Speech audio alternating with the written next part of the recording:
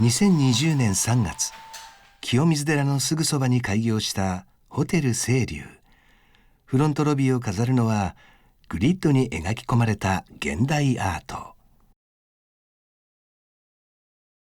幾何学模様が不思議な感覚へ誘います。この作品のモチーフになっているのが日本の伝統的な染色工芸と最新の神経科学。一体どういうことなのでしょうか。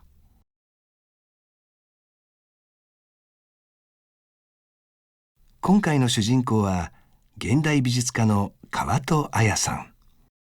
幼い頃から神経科学者の父の仕事場で遊び、脳の機能に興味を持ったことが現在の表現の原点になっています。人間は脳を通して世界を把握しているんだっていうことをすごく強く意識するようになりまして、京都精華大学で伝統的な染色を学んだ後、現代美術の世界へ進んだ川戸さんは2019年、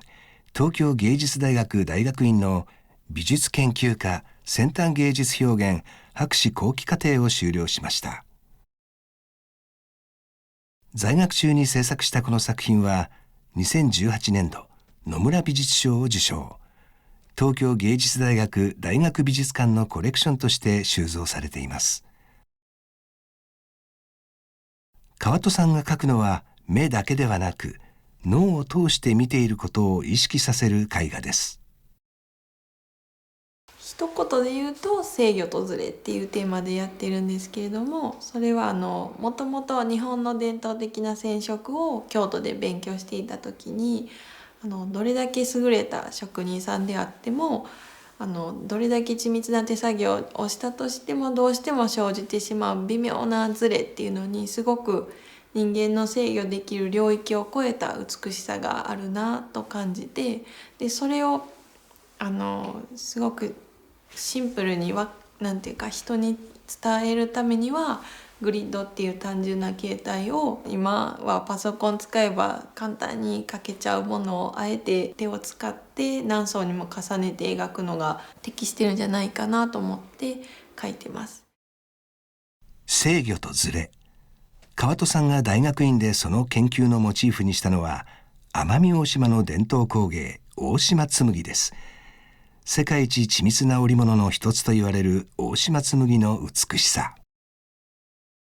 それは熟練した職人の仕事であっても避けることのできない微妙なズレにあるのではないか。それが人間の制御できる領域を超えた美しさを持ち、心に訴えかけるのではないかと考えるようになりました。この日制作する作品では、川戸さんはベースになるグリッドをシルクスクリーンで印刷します。グリッドとは格子状、方眼状に規則正しく並んだ図形や構造を示す言葉です。1メートル四方で4万個。川戸さんは5ミリ四方を最小のグリッドと決めて描きます。縦横に整列する5ミリのグリッドにどう配色するか。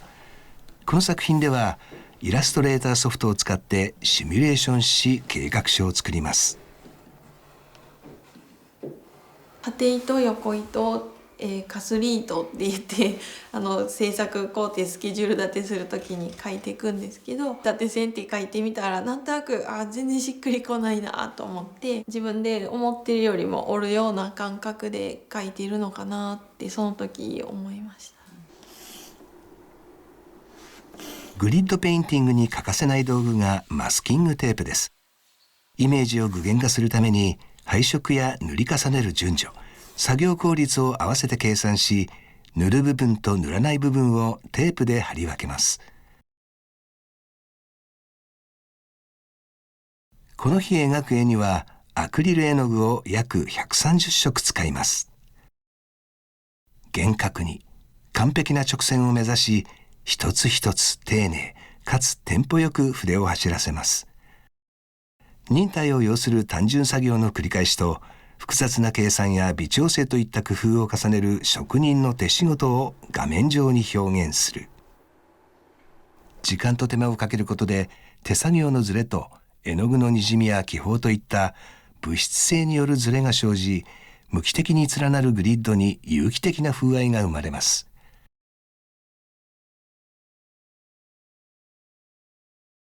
川戸さんは緻密な作業を繰り返す過程で生じるコントロールできない美に挑戦しています。手作業のズレを引き起こすには極力小さなグリッドにした方がより難しいのでいいと思うんですけど、5ミリ以下にしてしまうと目のズレみたいな視覚的な効果が得られなくなってしまうので、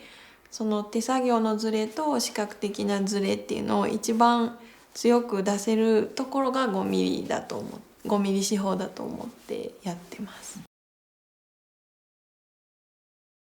視覚的なズレ、それは川戸さんが作品に込めたもう一つのズレです。神経科学者の父の影響を強く受けてきた川戸さんは、幼少期からエッシャーに代表されるダマシ絵や幾何学や波形などの規則的な配列や色彩の対比などにより強い錯視効果をもたらすオプティカルアートに親しみ、錯視に興味を持ってきました。人間のその目の構造を見ると、目っていうのは網膜っていう組織があって、それって曲面にはなってますけど、基本的にその二次元の平面上の情報しかないんですよ。ところが我々奥行きがあってものが三次元的に見えるから、脳の中ではこう二次元的なものからこう三次元的なものを再構成するってことをやってるんですけど、それが実はすごく大変な情報処理で、その無理が馬脚を表すのが錯視でして、例えばそのネッカーキューブっていうのは立方体をこう、平面に落としたもので、手前に飛び出してるのか向こう行ってるのかっていうのが自動的にこう切り替わったりとか、色と形っていうのは違うこう処理系でそれぞれ脳の中で上がってくるので、本来色がないところに、輪郭があると色がこうにじみ出るっていうか拡散するみたいなことが起きるんですね。錯視っていうのは脳科学にとっては視覚情報処理をよく理解するためのすごい面白い切り口なんですよ。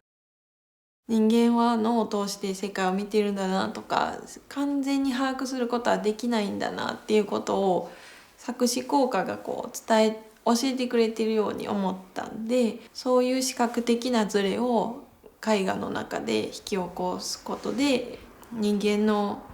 認識できる領域を超えた領域があるっていうのを鑑賞者の方に感じてもらえるんじゃないかなと思って。脳を通して見ていることを意識させる絵画。ユニークで美しい川戸さんの作品は世界からも注目されています。川戸さんは2019年、フランスの老舗ブランドから大きな仕事を頼まれたのです。京都府精華町のアトリエを拠点に活動する現代美術家川戸綾さん。制御とズレをテーマに緻密な作業を繰り返す過程で生じるコントロールできない美と視覚を揺るがす効果に挑戦しています。数年前から年に一度のペースでフランス・パリでも個展を開催しています。2019年にはフランスの老舗ファッションメゾンロンシャンからの依頼を受け、銀座店におよそ34平方メートルの作品を制作しました。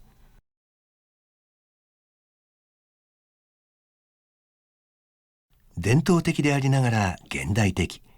川戸さんはロンシャンとの共通点を大切にしながら数ヶ月をかけて完成させました。ロンシャンは創業当時から職人やアーティストと積極的にコラボレーションし、魅力的な製品や店内装飾を発表してきました。こういうインテリアのような人の動きと一緒に変わる作品は初めてだったので、動きによって見え方が変わるようなっていうのはすごく意識しました。遠くから見るとすごく大きいグリッドが目に入ってきて、近くに行くと1センチ四方、より近くに行くと5ミリ四方が見えてくるような一種の錯視効果を入れました。朝から晩まで変わる光だったりとか、自分の内面の状態だったりとか、変化の中でずっと見て、で自分にしか見えないイメージを感じてもらえたら一番いいなと思ってます。気楽になったり真剣になったり、いつもと違う考え方にシフトできる瞬間があったらなと、自分の作品を通してあったらなと思います。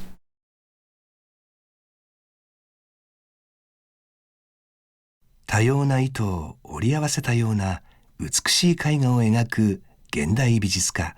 川戸綾さん。川戸さんの絵は見る人の視覚を通して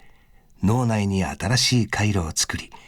新しい日常を作るアートなのです。